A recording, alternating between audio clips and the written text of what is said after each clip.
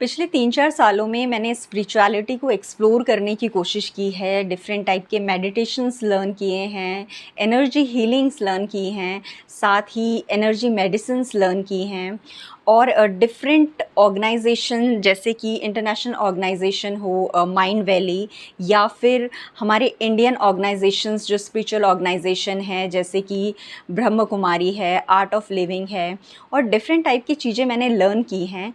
और इन सब से एक बेसिक चीज़ जो मुझे मिली है, जो एक्चुअल में लोगों की लाइफ चेंज कर सकती है, उनके कई हेल्थ इश्यूज़ ख़त्म कर सकती है।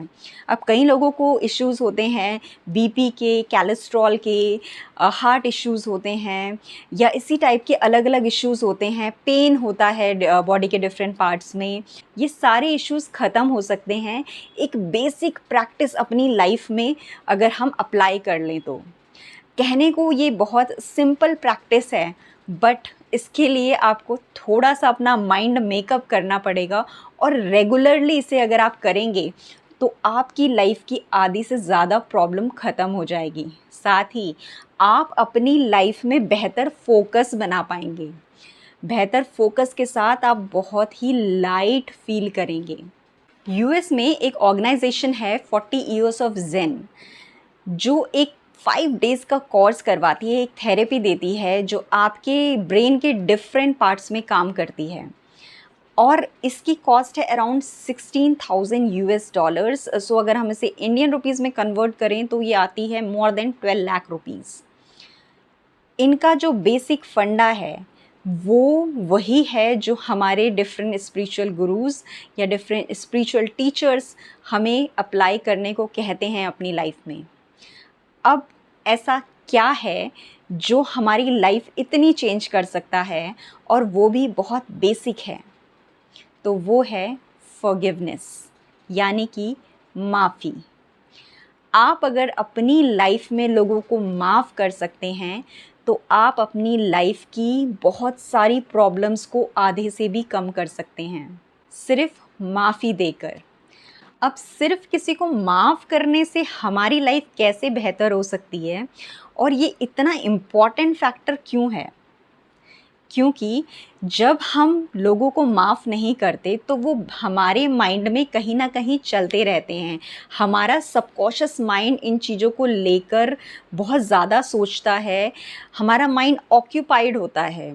और सोचिए, अगर हमने कई लोगों को लेकर ग्रजेस पाले हुए हैं, कई लोगों के बारे में हमारा सबकॉन्शियस माइंड सोच रहा है, तो वो हमें हमारी लाइफ को बेहतर बनाने के लिए नए नए आइडियाज़ किस तरह से देगा, या अगर वो ही क्लियर नहीं है, वो ऑलरेडी बहुत ज़्यादा सप्रेस हो रखा है इन थॉट्स से, तो हम बेहतर कैसे बन पाएंगे?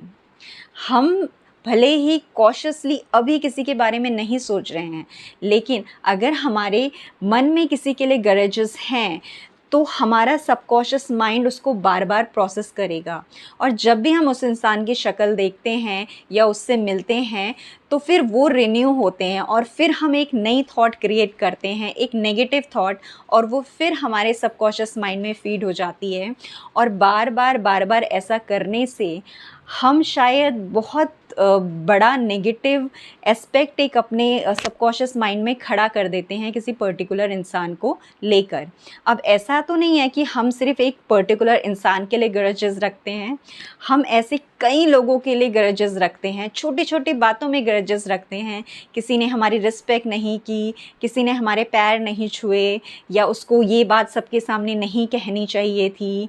और कई बार हम अपनी एनर्जी भी उसमें लगा देते हैं छोटी छोटी बातों पे बदला लेने के लिए। हम अपने एफ़र्ट्स वहाँ लगा देते हैं जो एफ़र्ट्स हमारी ग्रोथ में काम आ सकते थे। हम अपने माइंड की एनर्जी को वहाँ खर्च कर देते हैं जो हमारी ग्रोथ में खर्च होती तो शायद हम बेहतर होते। तो अगर आप लोगों को माफ़ करना सीख गए, और ये काम आप छोटी छोटी बातों से कीजिए, क्योंकि बहुत बड़े अगर कोई किस्सा है या बहुत बड़ी कोई बात है, उस पर माफ़ करना शायद आपके लिए कंपैरेटिवली बहुत मुश्किल हो। लेकिन अगर आप इसकी प्रैक्टिस करते हैं, छोटी छोटी चीज़ों में लोगों को माफ़ करना सीखते हैं, तो धीरे धीरे आप पाएंगे कि बहुत बड़ी बड़ी चीज़ें भी हो जाती हैं लाइफ में और आप लोगों को माफ़ कर देते हैं। अब माफ़ करने से मेरा मतलब ये नहीं कि हम भूल जाएं। कई बार लोग ऐसे क्राइम कर जाते हैं जिनको हम नहीं भूल सकते और हमें भूलना भी नहीं चाहिए। तो जो भी लीगल प्रैक्टिसेस या लीगल एक्शंस होता है हमें वो करना चाहिए, लेकिन हाँ, उसके ग्रजेस अपने मन में लेकर नहीं बैठने चाहिए। हमें कंटिन्यूसली लीगल प्रोसीजर को सपोर्ट करना चाहिए और एक्शंस लेने चाहिए। जो भी राइट एक्शंस हों हमें लेने चाहिए, लेकिन अपनी एनर्जी बहुत छोटी छोटी चीज़ों के लिए, हमें किसी को नीचा दिखाने के लिए खर्च नहीं करनी चाहिए।